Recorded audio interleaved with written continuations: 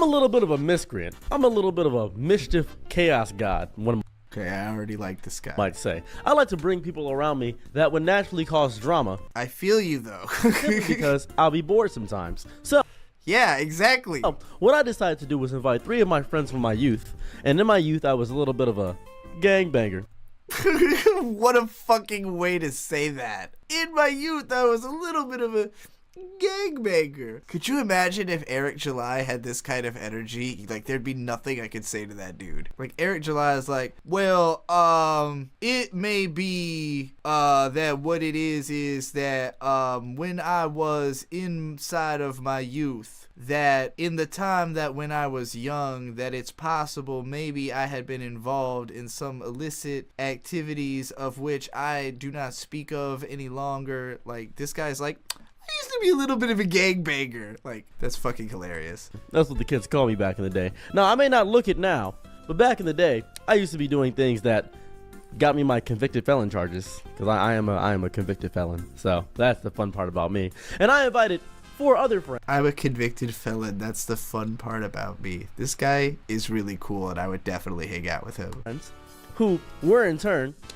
I said that within 30 seconds. That's how quickly I can click onto the vibe of somebody that I absolutely know is cool. Like, 30 seconds, I was just like, nah, this guy's cool. Not like that at all. I can tell. Friends that are filled with white guilt. Friends that are filled with a aura about them that tells you that they'll say, you know, my people did a lot to your people back in the day. So I invited them over on a Saturday night. It's my favorite night to invite people over. Most people don't have work the next day, and Sunday we can wake up and go to church if they all spend a night. Fun times. We can all go to church and we can... Fun times we can all go to church. Never mind. Maybe I don't want to spend any Sundays with this guy. Pray and bow our heads, and we can get free coffee at the church of the street, because they have free coffee at the church of the street.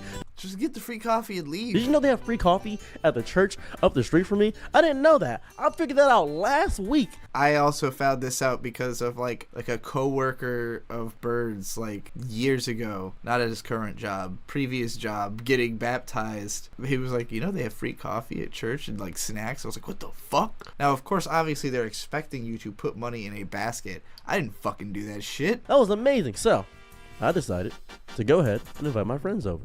So I'm minding my black business.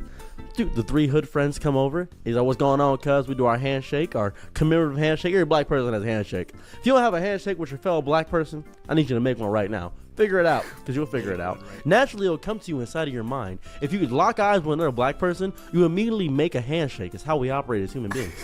A lot of people don't know that. It's something in our melanin that does that. So my other friends came over, and I'll go do firm handshakes. Just, hello, how are you doing? Pleasure to meet you. Pleasure to meet you.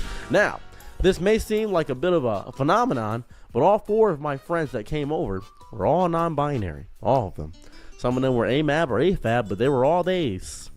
Collectively, as a... Okay, he definitely said they're all theys, and then it says all days in the comments, and I'm wondering, I mean, I assume that's intentional, but at what, like, level, like, when was that decided? Like, when in the process of making this video did he decide, I'm gonna write it that way? Like, group, they were all... Did he do his own subtitling, or did someone mishear it and subtitle it wrongly that he, like, paid to do that? 67 people, all one of them.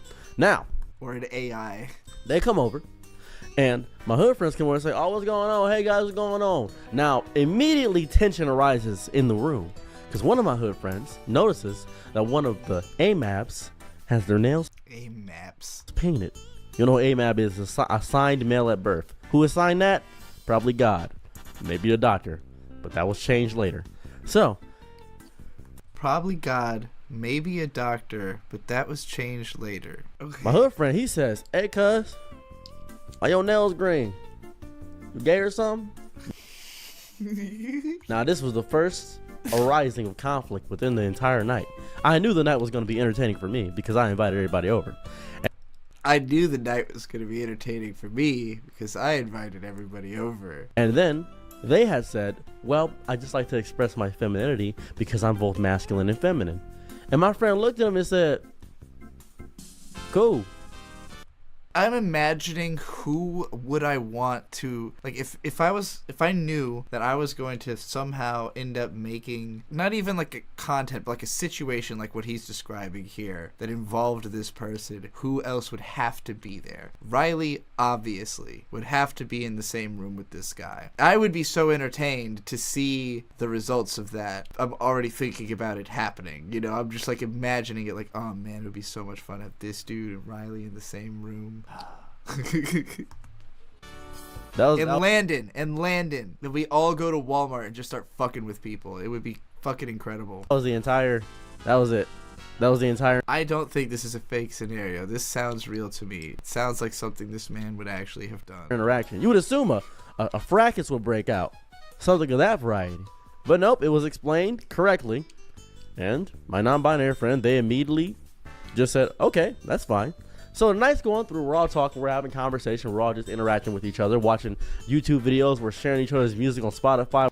I was expecting this to actually be like a video where we saw this happen. I was not expecting this to be a story time about a thing that happened. I thought we were going to watch this happen, or that it would be like a man on the street bit or something like that. We're all linking up to my computer, and we're using Bluetooth to connect through YouTube and Spotify to do music.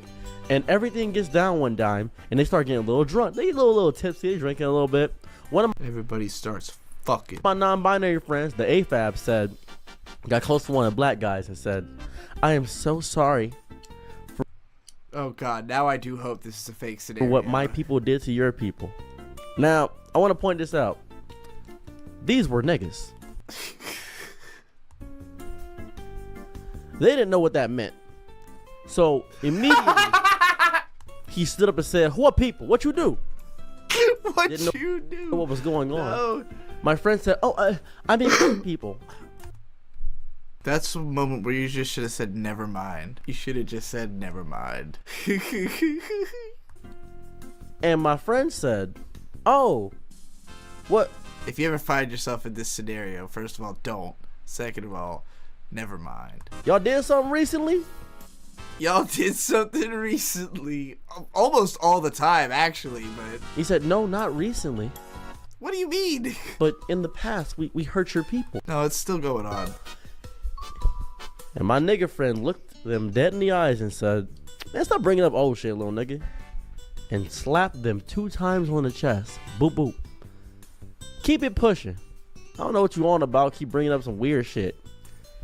And I'm really trying to decide if I think this is real. Because one of my favorite Boondock strips is one where Riley slaps a kid, and then off like panel, Huey shouts, "Riley!" And then you see Riley cross a panel, and then he shows up in the next panel with Huey. And Huey goes, "Why'd you slap that kid?" And Riley goes, "Man, that was 14 seconds ago. Why are you bringing up old news?" And I'm like, kind of feels like he's interpolating that Boondocks panel into his story. Like the details either make it more or less realistic, and I can't decide which. that was such a wholesome But the whole Christian angle also makes this like very strange moment to me, because I'm quite enjoying the footage of what looks like Yosemite Valley. Maybe is this Yosemite Valley? I think this is Yosemite Valley.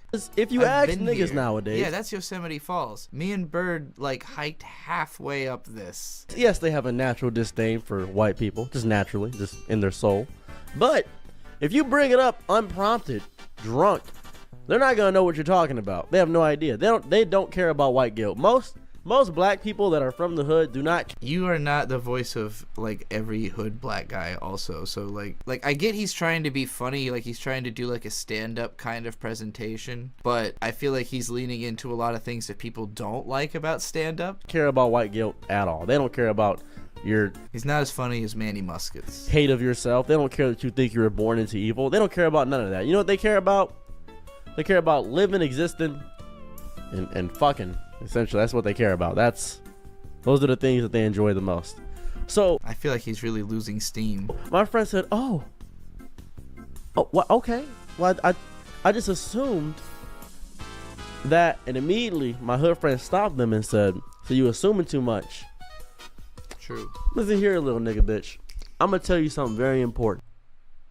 He did not. He did not say that. There's no way I believe that he said that. Come on. Come on. No. Alright, I'm done with this one. I'm sorry. There's plenty of non-binary people from and in the hood. I do think he was trying to imply that the non-binary people are white, and that was specifically why I had avoided this video in the first place, is that to me, the title implied bringing white non-binary people around black hood people, which is a very selective implication that I'm like, well, okay, is this about random people? Is this about, like, when he started the story and it was about people he supposedly knew, I thought it might be an interesting story because I was interested to hear, what these guys, these real people had in their real interaction. But as he has gone on, I no longer believe this is a real story. I believe this is just a shitty stand-up bit delivered by a guy who seems like he's probably funnier than this bit is. Maybe this really did happen. I don't know why.